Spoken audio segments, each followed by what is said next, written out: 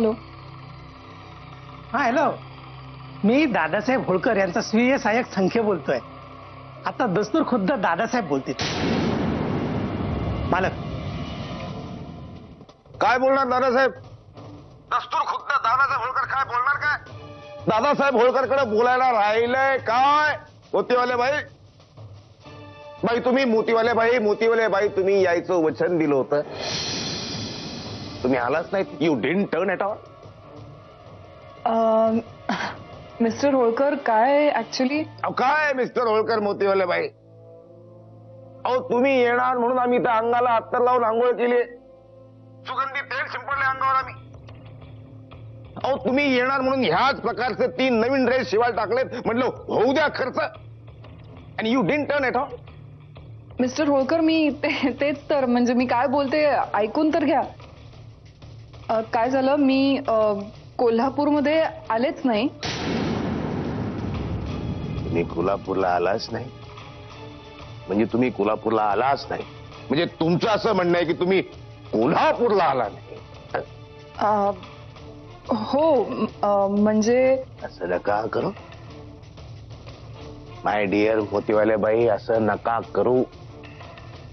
कारण आम्हाला माहिती आहे आता सुद्धा तुम्ही मुधोळकरच्या घरात बसून आमच्याशी बोलताय. नाही हो, म्हणजे तेच तर मी म्हणतेय, मी कोल्हापूरला आलेच नाही असं नाहीये. पण त्याचं कसं झालं, मी कोल्हापूरला आले आणि इथे आल्या आल्या ऍक्सिडेंट झाला माझा. ऍक्सिडेंट झाला? दोनों जवानी के मस्ती में तू मेरा कसूर मेरा कसूर, एक्सीडेंट हो गया परमानेंट हो गया, रब्बा रब्बा काळजी घ्या काळजी घ्या. बरं मला सांगा, कसं ठरवलं ऍक्सिडेंट झाला हे मला सांगायचं? म्हणजे कसं सुचलं तुम्हाला हे? म्हणजे ही थाप कशी काय सुचली मला सांगायची? मारा एक थाप अजून. मिस्टर होळकर काय झालं, मी कोल्हापूरला आले आणि तुम्हाला भेटायला निघाले ना, तर त्या घाई गडबडीत माझा पाय घसरला आणि मी पडले. अरे बापरे, माझा पाय मोडला. म्हणजे मी काय सांगू तुम्हाला. हा हॅलो नेत्रा. हा दादा, तुम्ही काय मिमिक्री शो सुरू केला का? काय आवाज कसले बदलताय? आणि दादा काय दादा? कारण मी प्रिया नाही, नेत्रा मुधोळकर बोलते.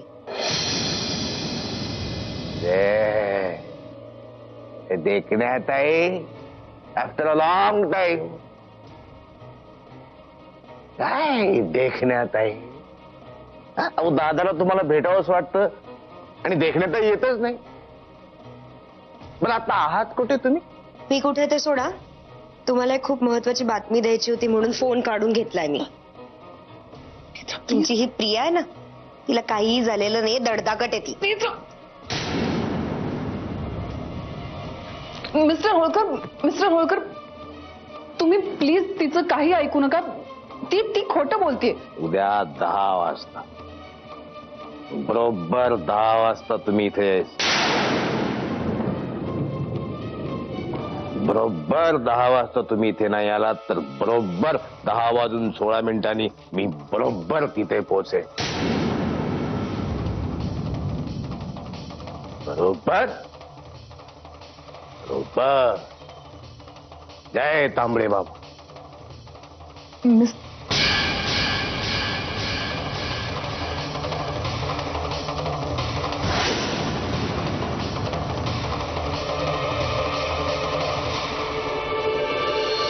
हॅलो काका, अरे किती वेळ लागेल तुम्हाला यायला? हा अच्छा, बरं बरं बरं. आणि हो, शुभ्रा त्रास नाही देते ना?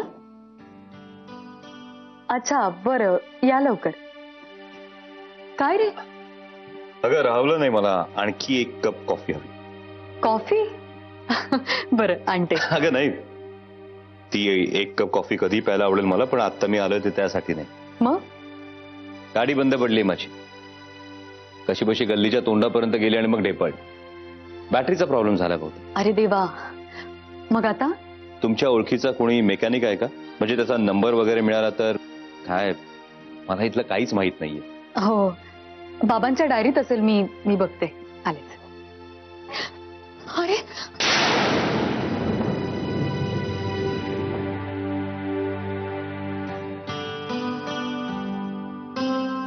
सॉरी, मला अंधाराची खूप भीती वाटते. ओके, मी आहे ना, घाबरण्याचं काय कारण?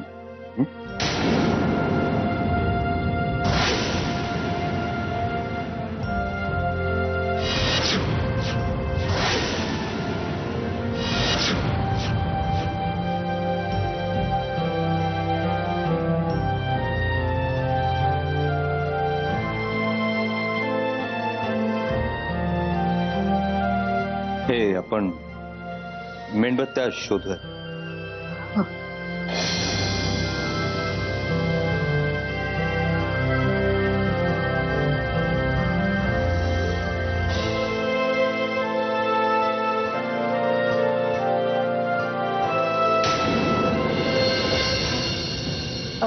सत्या, अरे मला जरा महत्व. चष्मा?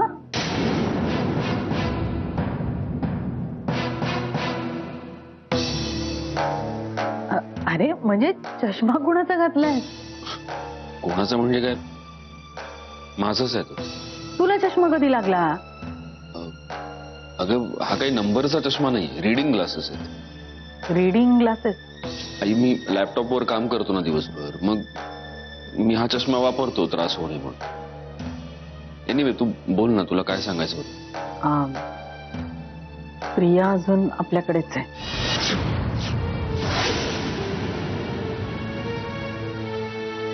नाही म्हणजे आज ती जिन्यावरून पडली, पाय घसरून. पाय मुरगळलाय तिचा. आम्ही तिला डॉक्टरांकडे घेऊन गेलो होतो. फ्रॅक्चर नाहीये, पण वेदना आहेत रे पायाला. तर ती इथेच, म्हणजे दुसरा काही पर्याय नाही ना. कळलं. पुढे? सुहासराव 2 दिवसांनी येणार आहेत दिल्लीहून. परवापर्यंत ती असेल.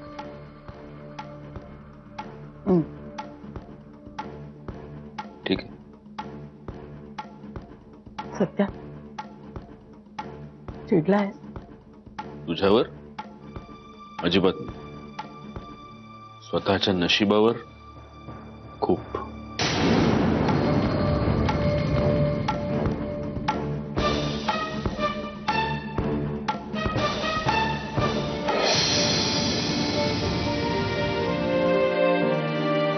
लाईट गेले की जाम कंटाळा येतो रे. केवढी कामं करायची होती मला. बाबा यायच्या आधी त्यांचा ज्यूस तयार करून ठेवायचा होता. सगळंच राहिलं.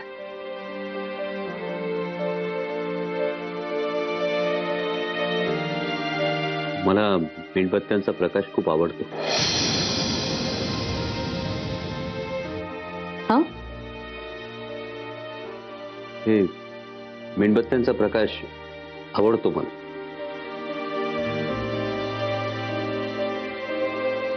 त्याच्यात धग असते, पण आपल्या डोळ्यांना गारवा मिळतो.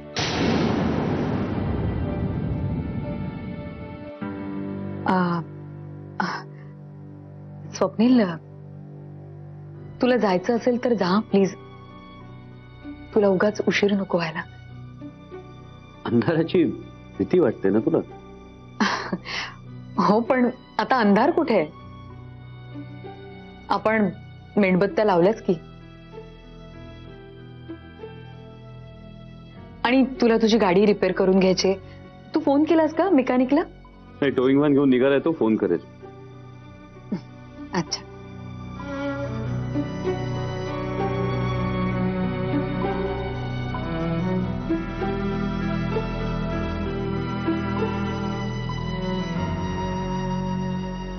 मेणबत्तीच्या प्रकाशात गोष्टी किती वेगळ्या दिसतात ना. हा, सुंदर दिसतात.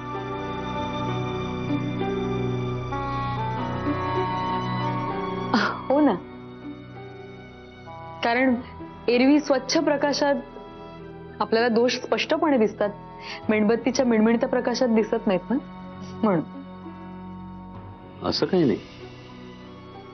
एरवी स्वच्छ सूर्यप्रकाशात गोष्टी नितळ दिसतात आणि या मिणमिणत्या प्रकाशात गूढ. आणि ते गूढ असतं ना, नेहमी हवं हवंसं वाटतं.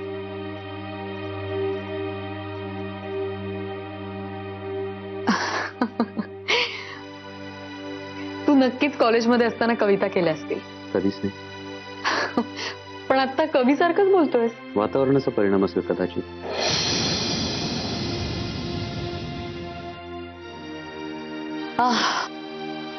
Thank God. I don't thank God. कारण काय आयुष्यात पहिल्यांदा कोणाला तरी मी कवी वाटायला लागलो होतो आणि तेवढ्यात अरे आले. शुभ्राने त्रास नाही दिला ना? नाही नाही झोपली. हो. अगं गाडी बाहेर टकामका बघत होती. मोठी झाल्यावर लय भटकणार आहे बघ. हा आलीच मी. हो. अरे स्वप्नी, तू अजून इथेच आहेस? मला वाटलं गेला असेल तू म्हणून. ऍक्च्युली गेलो होतो पण परत यावं लागलं. गाडी ब्रेकडाऊन झाली. मग आता जेवूनच जा तू. नाही नको काका. अहो कुठल्याही क्षणी त्या मेकॅनिकचा फोन येईल, जावं लागेल. आमच्या आग्रहाला थोडाच बळी पडणार आहेस तू. म्हणजे तू जरा आग्रह कर ना, बघ थांबतो की नव्हतो.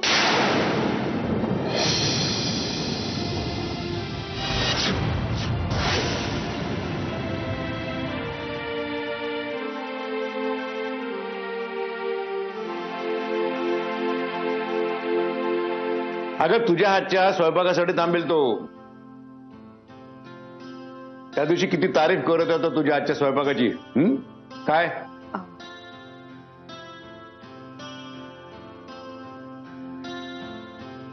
नाही काका, खरंच जावं लागेल मला. अरे दादा जाऊ दे ना त्यांना. नाही म्हणजे त्यांची गाडी आधी दुरुस्त होणं महत्वाचं आहे नाही का?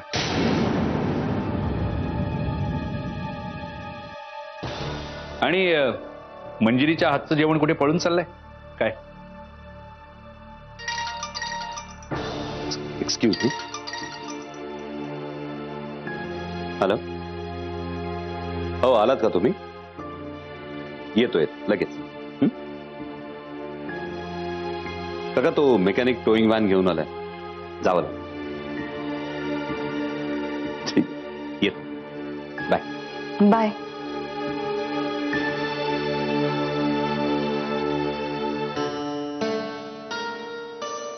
बाबा मग काय म्हणाले डॉक्टर? काय नाही का, डॉक्टरांनी सांगितलंय कुठल्याही प्रकारचा स्ट्रेस घेऊ नका, आनंदी राहा. मी तर आनंदीच आहे. आता तर खूप आनंद होते मी. फायनली सगळ्या गोष्टी माझ्या मनाप्रमाणे घडतात ना.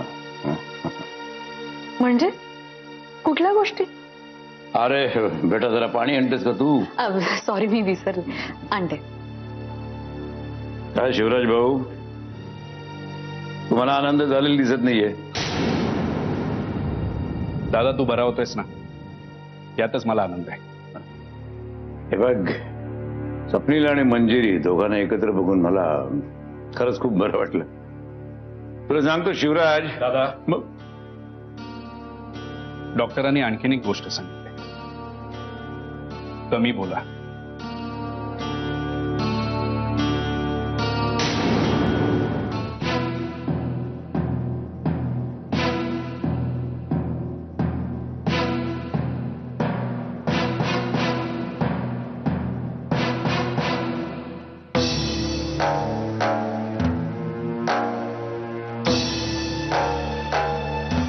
उपयोग काय एवढं सगळं नाटक करून? 2 दिवस झाले या घरात. सत्यजितला नीट बघताही आलं नाहीये. आत्ताही तो बाजूच्या खोलीत असेल एकटा, आणि मी इथे एकटी. पण प्रिया, पाणी घोड्यापर्यंत कधीच चालत येत नाही, घोड्यालाच पाण्यापर्यंत जावं लागतं.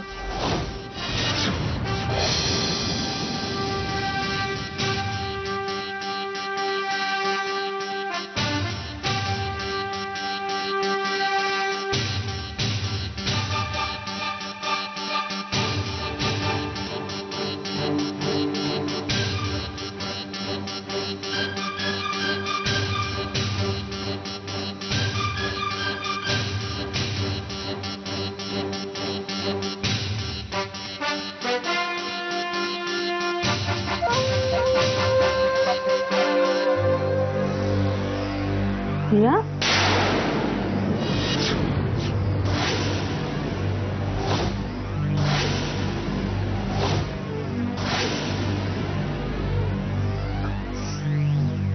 आता कुठे चालली आहेस? नाही पाणी पाणी प्यायला. पाणी इथे ग्लास मध्ये आहे. हो पण मला मला थोडं गरम पाणी हवं होतं. काय झालं, घसा थोडा खवखवत होता म्हणून म्हटलं गरम पाणी करून घ्या. अगं पायात तर कळा जात आहेत तुझ्या. तू चालत जाणार आहेस का किचन पर्यंत? मी घेऊन येते पाणी. मावशी अगं काय तू कशाला जातेस? काय आहे, थोडी पायाची हालचाल केलेली बरी. नुसतं आराम करून सुद्धा. पुरे हालचाल करायला निघाली. चल बैस इथे, हालचाल करते. चल अगं बघ चालता येत नाही सरळ आणि पाणी आणायला निघाली. ऐक सावकाश. दुखतंय का? नाही ठीक आहे. बरं मी तुझ्यासाठी पाणी घेऊन येते. इथून हलशील तर याद राख. अगं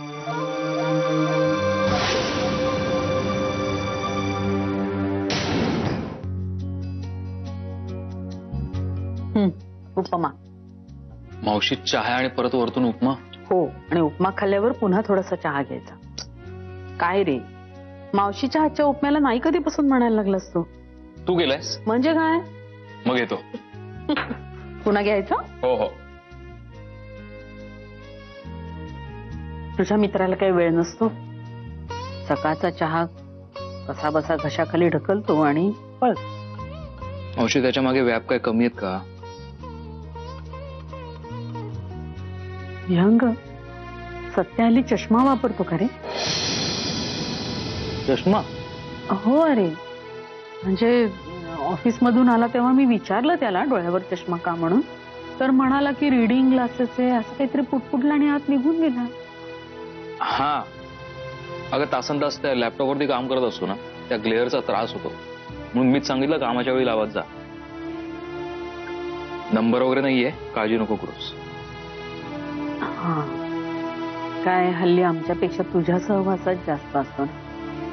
म्हटलं तुला नक्की माहिती असेल म्हणून विचारलं. काय त्याला हवं नको विचारणारा हक्काचा माणूस नाहीये ना घरामध्ये सध्या. असं काय म्हणतेस मावशी? अगं तू आहेस ना. मी किती दिवस पुरणार रे त्याला? विहंग सरनाईकांच्या घरी तुझं येणं जाणं होतं का रे? मंजिरीशी काय बोलणं झालं? काय आहे ना ती तुझ्याशी जरा मनमोकळेपणाने बोलते. तू जरा बघ ना तिची समजूत घालून. तिला म्हणावं सत्य चुकलं मान्यच आहे पण प्रायश्चित्ताला पण काही किंमत आहे की नाही? मी बोलतो, तू काळजी करू नकोस. निघू मग. उपमा मस्त. सावकाश. चल.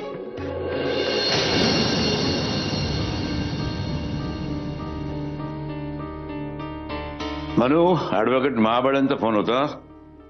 त्यांना तुला भेटायचंय. मला मला कशासाठी? अगं तुझी केस लढवतात ना ते. हो तसं नाही पण म्हणजे नाही म्हणजे त्यांची तशी तयारी झालेली आहे पण सबमिशन पूर्वी त्यांना तुझ्याशी प्रत्यक्षात काहीतरी बोलायचं. अच्छा काही नाही का म्हणजे काही ज्या गोष्टी घडल्या असतील ना त्या फक्त ते तुला विचारते आणि तुझ्याकडून तुझ्या आणि त्याच्या नात्याबद्दल काही गोष्टी त्यांना जाणून घ्यायच्या बस.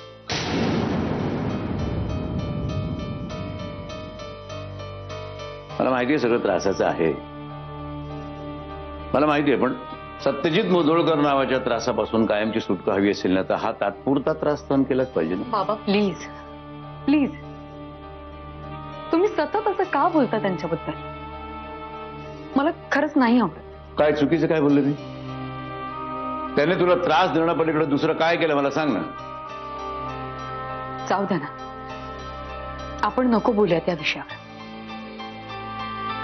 त्या महाबळींना कधी भेटायचं मला सांगा, भेटून येईन मी. ठीक आहे मी फोन करून त्यांची वेळ घेतो मी. आणि बघ मनू. हो आले. हे बघ, त्यांच्या पुढे जे काही सांगशील ना ते सगळं खरं खरं सांग बरं का. नाही म्हणजे तुझ्या नवऱ्याचे प्रताप लपवण्याचा प्रयत्न करू नकोस. काय की आपल्या भारतीय स्त्रियांमध्ये एक मॅन्युफॅक्चरिंग प्रॉब्लेमच येतो ना.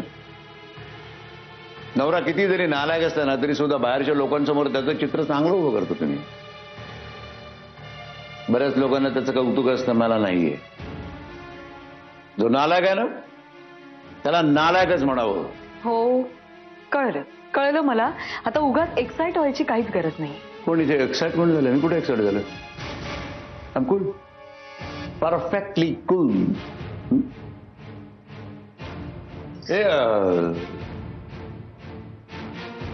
तुझ्यात आणि स्वप्नील मध्ये काय पूर्ण झालं? काय नाही, इकडच्या तिकडच्या गप्पा. बरं हो, काल विहंग भाऊजी आले होते. म्हणजे तोवर स्वप्नील निघाला होता. विहंगराव इथे आले होते? हो, खरं तर तुम्हालाच भेटायला आले होते. थोडा वेळ थांबले, मग गेले. विहंगराव तुझ्या आणि स्वप्नील मध्ये? एक मिनिट, मी दूध ठेवलंय उकळायला. माझ्या खरंच लक्षात नाही राहिलं. कम्प्लिटली विसरले मी.